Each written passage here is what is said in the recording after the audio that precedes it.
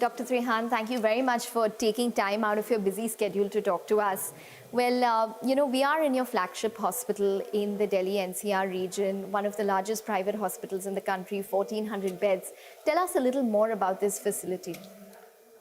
So if you go in the background of why we created this such a large platform, was the whole idea that what was missing in India was institutions like Mayo Clinic, Cleveland Clinic, where they have a large platform, where all the super specialists function on the same platform together as a team, rather than individuals.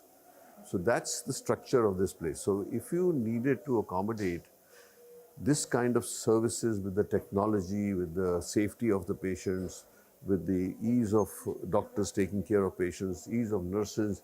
So if you look at the layout, it's always kept in mind that patient is the principal recipient of the services. The doctors and the nurses and the paramedical are the second most important people who can function. And the third, of course, the families. That we have made these facilities so that the families can also feel a part of the hospital treatment and stuff like that. So there, if you see, we have made lounges for patients who are in ICU. Their families can stay over here. They don't have to go lie in the lobby or anything like that. There are like full facilities for them. So that was the reason why it is such a, it's 2.4 million square feet.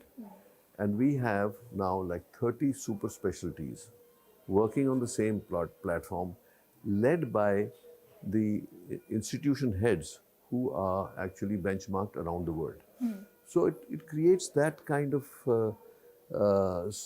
confidence in people, and also the outcomes. That because all the people are working together on the patients like it's everybody's patient, then these heads together can create magic. So I'll tell you, supposing somebody has heart problem, can also have GI problem, bleeding GI, they have diabetes, they may have neurological problems from before. So if you have specialists of that variety working together as a team, then your outcome will be better than you would if you were working individually. Now that is the principle on which this was based. And I mean, like if you want to say, the proof is that today we can tackle over here situations where many people around the world would say these people are inoperable, or they need nothing more treatment. So we actually have the confidence, and we have proven it even in our records, that there is so much benefit of creating this kind of platform, that the outcomes in the most critical of patients is very favorable. So that brings me to actually medical tourism, medical value tourism, because somebody did point out that, when you go to Medanta, their flagship hospital in Delhi, you'll actually feel like you've entered a hotel. And that's how fancy it is. But does it also, the fact that you focus that much on super specialities, the amount of focus in terms of the softer aspects of the hospital as well, what is that doing when it comes to medical tourism? Or medical value travel? Yeah, so we have, before COVID, up to about 12% of our patients were international. Then COVID, of course, with the restriction of travel and COVID itself, lockdowns and all that, that went down to about 3-4%. Now it's on its way back up. So we are one of the favored destinations because of the fact that we are a seamless institution. From the moment they connect with us, we receive them at the airport, we bring them here, we treat them, we will then see them off at the airport. So we are from that point of view, patients also find it very secure. See, one of the things, if you're coming to another country in an unknown city where, there are so many vagaries at play, that it gives them huge comfort that you can give them this kind of service. So it had fallen to around 4% of sales during COVID, Right. And medical value tourism has probably risen to around 6%, 6 to 7% Right, now. right. Maybe it's a little more even now from the time as we are talking, because the recovery is much faster. And the biggest bottleneck has been the visas. So the embassies are really now geared up because it was all disrupted. So now the pending visas are being issued. We have, as we speak today, over 140 visas waiting in Iraq to come. Okay. So, and the other thing is that you know, the Prime Minister has announced these two schemes, no, Heal in India, Heal from by India. And that also has triggered that all the services that participate, and you start from patients, recognizing or talking to the doctor, or recognizing which institution to go to. From that point to send them letters for the visa letters, from the visa to the airport, all those things are now being stitched together. So I think that India has a huge future for actually serving our countries, immediate countries and extended countries. But what is the USP that India has vis-a-vis the other countries that are equally focused on medical value tourism? So there are three major things you can speak of. One is that we have the highest level of care available here across all specialties. So that you cannot, if you close your eyes, and I took you to Cleveland Clinic today, and you opened your eyes there, you would not know the difference where you are. So that is one part of it. Second is the fact that the cost is much less. So they're not paying for cheap services at cheap price. They are paying for a lesser price for very high-end services, which are comparable. And the third important thing is that language is another situation, that we are more universal in English than other countries because they have that impediment. So I think that they feel very comfortable. India has a good image, improving, I would say. And you know, things like what is happening in Delhi with the pollution and all that doesn't help.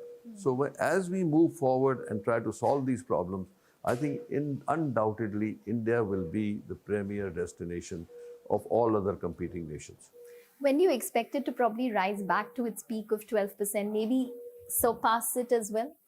I think that past Christmas, you will see the whole surge. Okay, so you'll probably see it back to 12%. We're already 7-8% already. So you're seeing it as we speak every week, it will go up a percent. And sustain at probably 15% or higher? Could be higher even. That's what we are aiming for. And why not? Because it is, you see, that also demonstrates the soft power of India. That, as you know, I was in the US for 20 years. So 17% of all super specialists were Indians in America, right? Out of 350 million people. Today it must be much more. If you look at NHS, 30% of the doctors who do the service are Indians. If you look at the nurses, they're all over the place. So the branding of India as a superior human capital is already established, right? Now the question is, how do we actually capitalize on that by improving our services and our environment? We do have a deficit when it comes to the doctor-patient ratio in India, the nurse-patient ratio in India.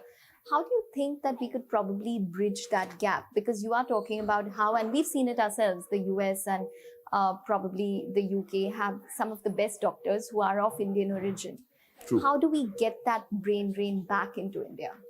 So, you know, I am a believer that brain drain is just an investment overseas.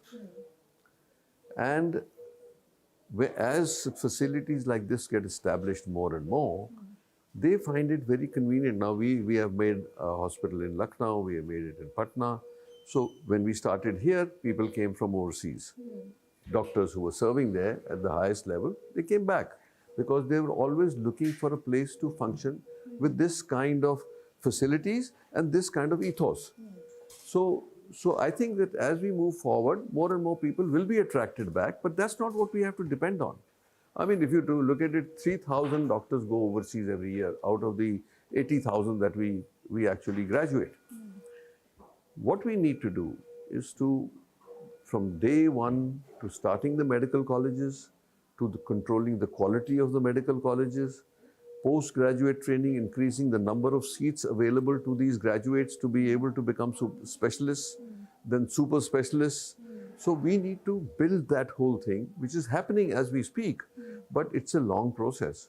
It takes 5 years to get out of medical college, then another 5 years to become a specialist.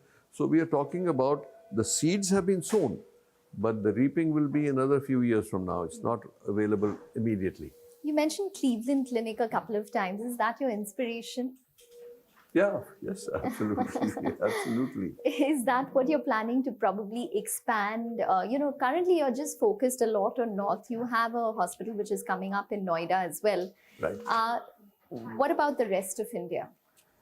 Well, we are agnostic, you can say, to any location.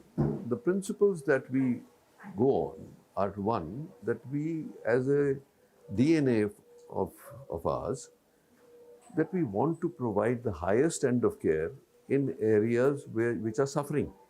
So you take the choice of But we're suffering across the board. 200 million people in UP who did not have this kind of facility. So we created there. Bihar is the other one, where 120 million people and no really facility to speak of. So we established there. Noida is a sea. If you go to Noida, the population doesn't end, right? It just goes on and on and on. It's almost reaching Meerut. But there are no facilities of this variety. So that's why we were building there. Now, if you look at it, the chain from Patna, which is basically in the east, then UP, then Gurugram, Noida coming up. There will be some other which are in plans, which we will let everybody know in the near future. And then this story will go on. So we cut across through the heartland of India. We are serving over 400 million people. So this footprint is very, because we are also, so if you look at it, I said people who need it, the standard should not be diluted.